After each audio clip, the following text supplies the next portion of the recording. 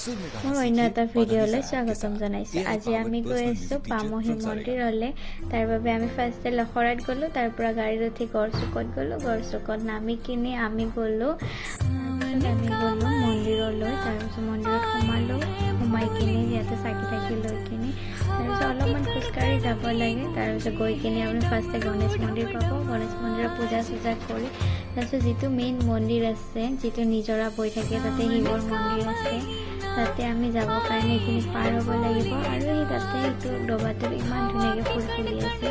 তাৰপিছত শেষত এটা ইমান ধুনীয়া ঘৰ দেখা পালোঁ, ঘৰটো চালোঁ। তাৰপিছত আমি ফাইনেলি আহি পালোঁ আমাৰ মেইন মন্দিৰলৈ। তাৰপিছত ইয়াতে আজিকালি ৰছী বান্ধি দিছে, যিহেতু ভলভোট চলি আছে তাৰ বাবে। তাৰপিছত লাইনত হৈ কিনি পূজা কৰিলোঁ। তাৰপিছত এইটোৱেই হ'ল মেইন মন্দিৰটো, য'ত আমি পূজা কৰিব গৈছিলোঁ।